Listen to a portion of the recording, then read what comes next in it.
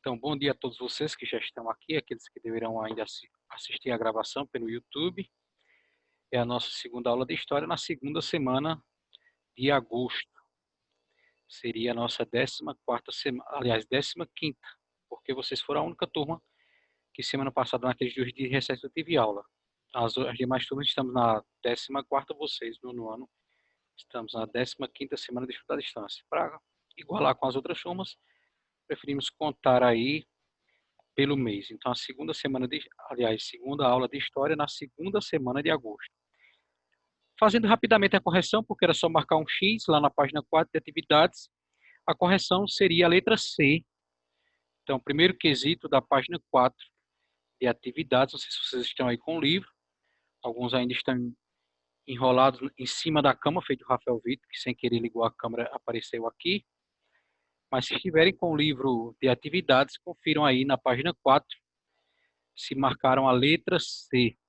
Nós teríamos que marcar a única característica que não corresponde aos governos populistas, ou seja, dessas 5 que nós temos, A, B, C, D e E, 4 correspondem, 4 são características dos regimes populistas, ou dos governos populistas, menos uma, que seria a extinção dos direitos civis. Então, os governos populistas têm, letra A, políticas públicas voltadas para as camadas populares, é isso que faz dele a principal característica de um governo populista. Os governos populistas têm, como diz a letra B, mecanismo de controle da população, ou seja, por exemplo, o controle dos sindicatos. Os governos populistas têm, como diz a letra D, subordinação dos sindicatos ao governo, estaria aí na linha da letra B. Os governos populistas têm, como diz a letra E, intensa propaganda política. O que os governos populistas não têm é a extinção dos direitos civis, porque aí viraria uma ditadura. Que esse capítulo também vai abordar tanto os governos populistas como as ditaduras. Acredito que a gente conclui hoje a parte do populismo e próxima semana vemos aí também na América Latina, ainda não no Brasil somente lá no capítulo 11, como o Suiane perguntou semana aula passada. Falando nisso, ela está entrando aqui com a Giovana.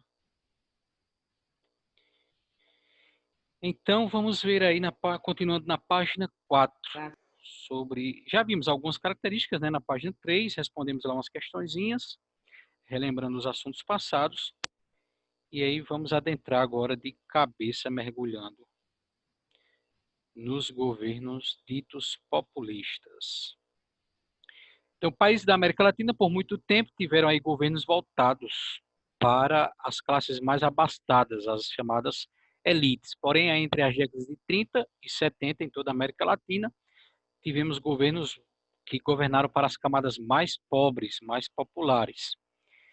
Veja, isso não quer dizer que seja um governo anteriormente ruim na segunda linha e que só a partir de 30 e 70 nós tivemos aí na terceira linha um governo agora bom. Não é bem assim, né? A gente, inclusive essa página 4 vai lá embaixo e ela vai citar isso, que uma forma de governo voltada às classes mais pobres não necessariamente quer dizer que seja um governo melhor do que o anterior.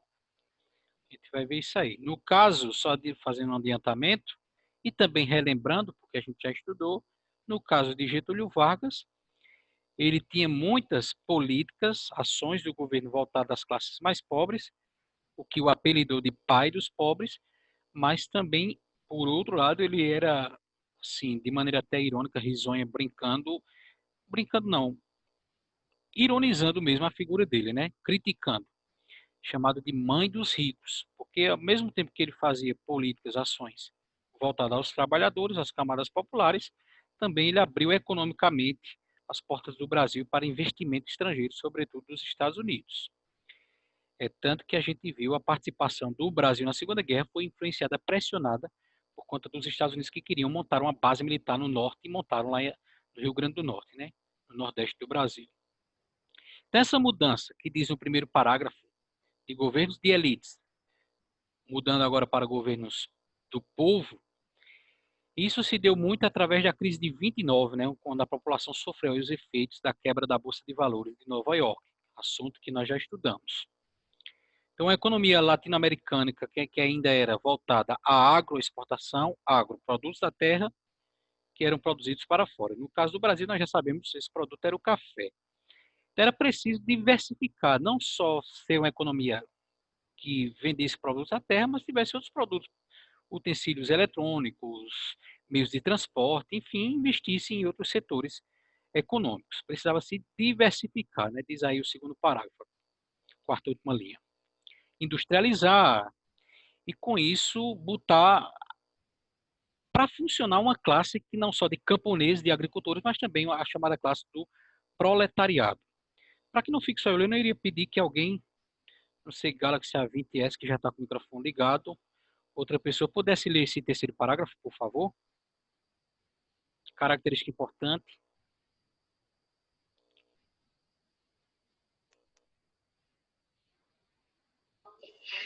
Característica importante do populismo presente em praticamente todos os países latino-americanos desse período foi a emergência, foi a emergência de líderes carismáticos.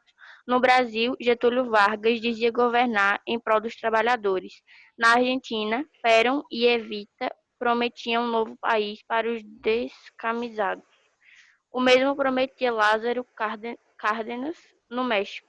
Isso conferia a eles um aspecto paternalista em relação à parcela mais pobre da população, levando-os a serem idolatrados e respeitados pelas massas. Valeu, Letícia.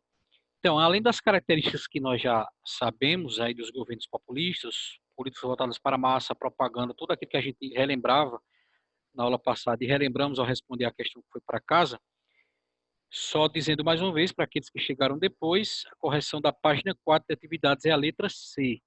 Confira aí no seu livro de atividades.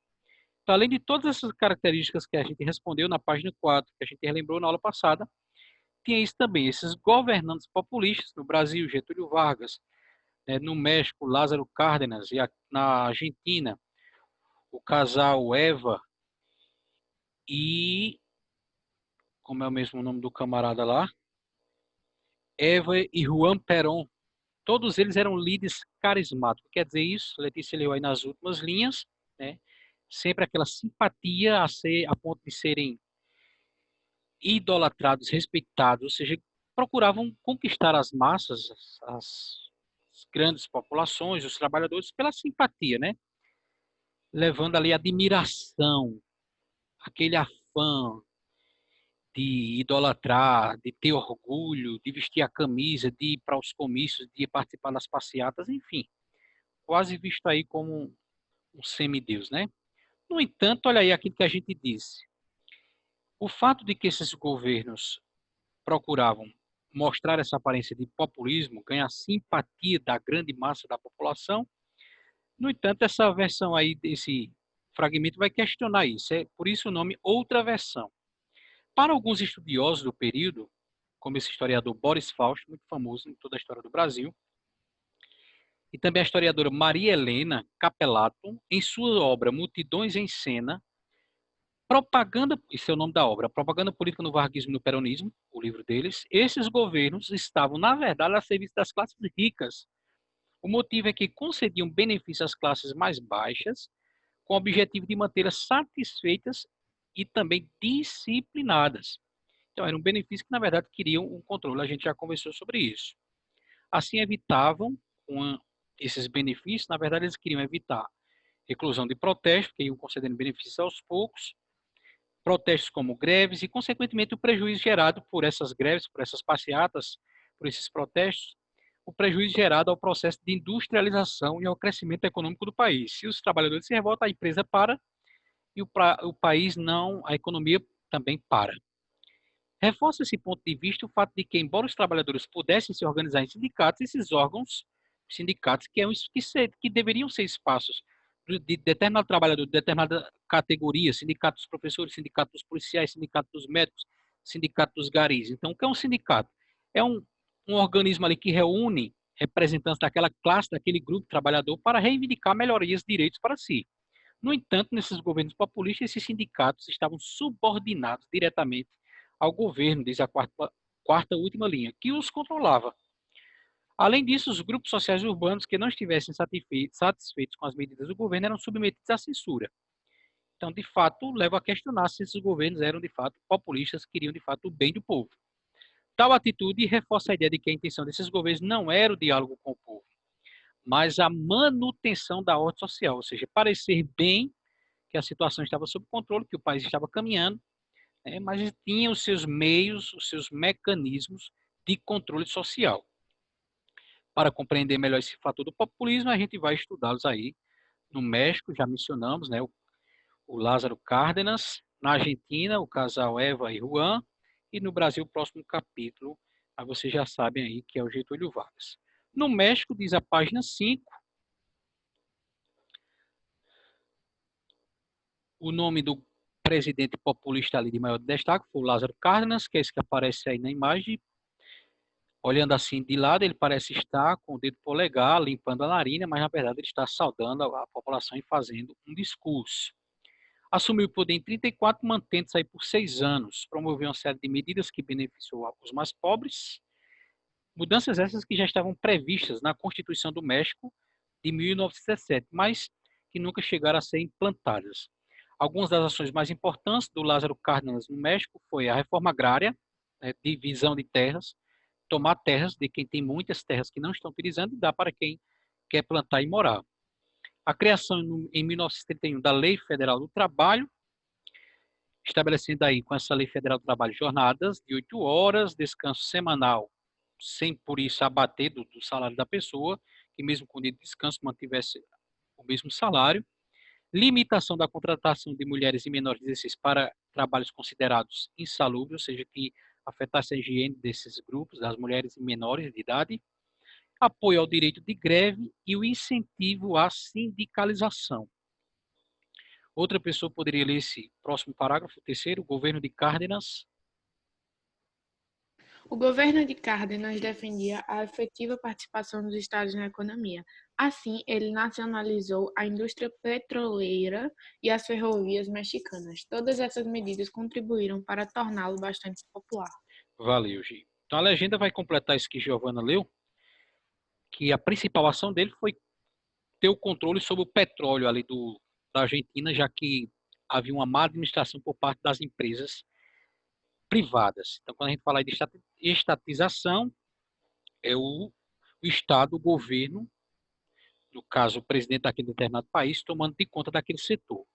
Quando fala-se de estatização do petróleo, é o governo agora que vai controlar. Como é no caso do Brasil, nós temos a principal estatal multinacional, não, multinacional é empresa privada. A principal estatal, que é a Petrobras, os Correios e outras empresas mais, né, que pertencem ao governo do Brasil. Ele ainda promoveu a expansão do capitalismo com obras públicas, concessão de empréstimos para empresários. Seu objetivo também era, veja, não, né? Parece um pouquinho o jeito de governar de Getúlio Vargas, pai de pobres e mãe de ricos, porque ele tem aí com o objetivo de conceder empréstimos para empresários, atender a classe empresarial, chamada aí de burguesa, né? Atender essa classe ganhando, era preciso ele saber também, a gente vai ver mais na frente, a questão que vocês vão responder em casa, já adiantando, para facilitar na hora de responder, esses governos, como a gente também viu na página 4, aquele textinho azul que a gente leu do historiador Boris Faust e da Maria Helena, eles sabiam, tinham os mecanismos de como controlar, favorecendo a uns e ganhando a simpatia de outros, né? E aí essa janelinha vai mencionar para a gente aquela Constituição, que já falou aqui em cima, de 1917, que foi conseguida a partir da chamada Revolução Mexicana, está explicando um pouquinho aí quando aconteceu, porque aconteceu essa Revolução Mexicana que legou, que deu ao México uma Constituição, mas que só entrou em vigor com o governo forte e a imposição do Lázaro Cárdenas. Na Argentina, a gente já mencionou, você já sabe, é o casal Eva e Juan Perón. A Argentina também sofreu os efeitos da crise de 29, que a partir dessa crise econômica levou a uma disputa de poder pela qual terminou culminando aí entre quem assumia em meio à crise um golpe militar na Argentina no ano de 1943. Desse golpe militar, que tomou conta lá da Argentina, em 1943, fazia parte do governo o Juan Domingo Perón, inicialmente como ministro do Trabalho, ministro da Guerra e vice-presidente, foram os cargos que ele assumiu antes de se tornar presidente da Argentina. Acontece que ele começa a tomar, como nesses cargos aí, vice-presidente, ministro de Guerra, ministro do Trabalho, ele começa a tomar algumas ações, medidas que beneficiavam as classes trabalhadoras, o aumento do salário, a criação de leis trabalhistas, tribunais do trabalho, além de um vasto sistema previdenciário, ou seja, de aposentadoria, organizar os trabalhadores em sindicatos, sindicalização.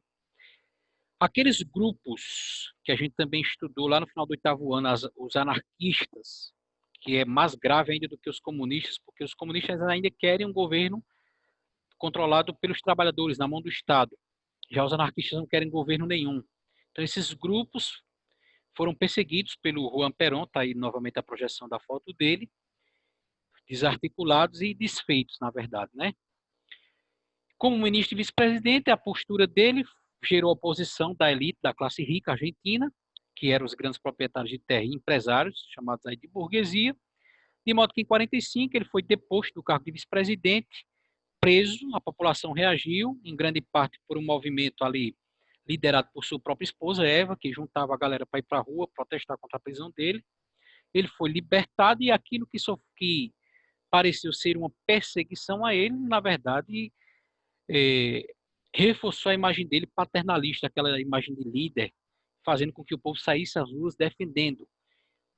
E elegendo também, aumentando assim a figura, o prestígio dele, levando ele ao cargo de presidente da Argentina. Como presidente, ele vai aí fazer um governo de simpatia aos regimes de extrema-direita, ou seja, ao nazismo e ao fascismo. Ele simpatizava mais, diz aí esse parágrafo, que ele procurou manter uma certa distância, assim como Getúlio Vargas também, né? E era abertamente contrário, já mencionamos lá no parágrafo anterior, ao socialismo. Acelerou a reforma agrária, distribuição de terras, como o Lázaro fez lá no México, incentivou e investiu aí na indústria de alimentos, texto, tecido, metalurgia, fábrica de ferro e aço. Em 45, ele vai começar na Argentina uma onda de nacionalizações, ou seja, o governo vai tomar conta de alguns setores: transporte, energia elétrica, comunicações, instituições financeiras, entre elas os bancos, foram seus principais alvos. Suas medidas, porém, né, não eram bem planejadas, o que fez aí, mesmo apesar de tudo isso, a Argentina entrar numa segunda crise depois daquela de 29, em que foi instalada a ditadura na disputa de poder.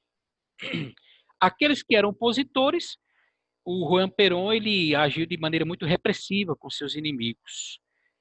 Diz aí a segunda e terceira linha desse parágrafo que ele comprou estações de rádio, fechou os jornais, com o objetivo de controlar o conteúdo e as informações que chegavam à população.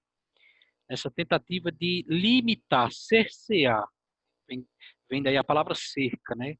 Guardar, cercar, impedindo o acesso aos meios de comunicação. Assim, ele vai conseguir, apesar de tudo isso, se reeleger como presidente no ano de 51. Seu segundo mandato agravou ainda a crise que começou no primeiro mandato, entrou em conflito com a igreja e o exército, que até então, até o primeiro mandato, o tinham apoiado. Com isso, ele foi destituído de seu cargo. E aí nós temos a figura muito importante e influente do governo dele, que liberou aquela onda de protesto para libertá-lo da prisão, e que também serviu até como vice-presidente da sua própria esposa, né? Diz aí a janelinha azul. Uma figura muito importante do governo do Juan Perón foi a Eva Duarte, atriz, que conheceu ele, o Juan Perón, quando ainda era ministro do Trabalho em 44, lá no governo militar da Argentina. Quando ele foi afastado do governo e preso, Eva liderou uma série de manifestações por sua libertação. Após a eleição em 45, os dois se casaram. Como primeira-dama, ela criou a Fundação Eva Perón, voltada à promoção da beneficência entre os mais pobres, o que reforçou sua popularidade diante dos descamisados, como ela se referia à galera mais humilde ali da Argentina. Eva, ou Evita, apelido carinhoso aí como era chamada, ainda teve grande destaque na política, fundando o Partido Peronista Feminino e influenciando a concessão do direito de voto às mulheres argentinas. A atriz foi eleita vice-presidente do próprio marido, Juan Perón. No entanto, um câncer no útero a vitimou em 52, quando ela ainda tinha 33 anos, antes de assumir o cargo de vice-presidente. E aí, para casa, vocês vão responder essas questõezinhas da página 7. Vale a pena a gente comentar um pouquinho sobre ela para facilitar na hora da resolução. Vai falar aí sobre o populista lá do México, Lázaro Cárdenas. Diz assim, que ele se pretendia, ele se apresentava, tinha essa pretensão, se pretendia ser o verdadeiro tradutor das massas mexicanas, ou seja, o desejo das massas ele correspondia, traduzia em ações, defendendo a participação da massa no jogo político e entendendo como fundamental o papel da massa na sociedade. Seu, né, pronome demonstrativo das massas aí. As massas, termo tão difuso, tão espalhado, eram vistas por ele como o motor do progresso de uma sociedade. Repetindo como era que Lázaro Cárdenas via a massa, a grande população, o motor do progresso de uma sociedade. Do outro lado, era imprescindível, ou seja, não podia abrir mão, tinha que ter também o apoio da classe capitalista, empresarial burguesa, que era o quê? Responsável pelo crescimento da produção. Traduzindo, gente, se a massa produzia, como Karl Marx, pai do capitalismo, já dizia, que se a massa souber o poder que tem, ela para um país, por greves e protestos, como eles fizeram na Rússia, se a massa de trabalhadores é responsável, é o motor que faz funcionar, como está dizendo na terceira linha, os capitalistas, empresários, burgueses é que vão controlar essa produção. Toda a sociedade, assim, devia cooperar. A massa e os empresários deveriam cooperar para que se atingisse o progresso do mestre e de todo o país. Meta ideal do seu governo, cardenismo. Ao Estado, ao governo, cabia o importante papel de conciliador, conciliar os interesses, né? Tanto os empresários cederem um pouquinho aos trabalhadores, como os trabalhadores também cederem um pouquinho aí ao capitalismo empresarial. Já que apenas o Estado possui interesse geral de todo mundo, enquanto os trabalhadores, a massa, exigiam os seus interesses, enquanto os capitalistas e empresários burgueses queriam também o seu progresso, o seu enriquecimento, o Estado, o governo seria essa instância que tinha um interesse geral, que beneficiava toda a população, que beneficiava e que beneficia. Né? A gente está fazendo essa ponte do discurso do Cárdenas com o presente. Tendo interesse geral, o Estado também, o governo, podia subordinar os interesses privados, tanto da massa quanto dos empresários capitalistas burgueses, às necessidades do país, interesse geral. E aí vocês vão responder essas perguntinhas, né? Primeiro, letra A, o que é que a gente pode entender por massas? Vocês vão ver aí com as palavras de vocês. Letra B, de acordo com o fragmento, que papel Cárdenas atribuía aos capitalistas na sociedade mexicana? Está lá na quarta linha a resposta, muito fácil.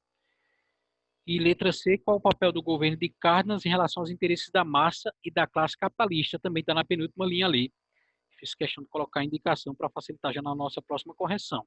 E segunda pergunta da página 7, explique os motivos que levaram Juan Domingo e Eva Perón a serem considerados líderes populistas.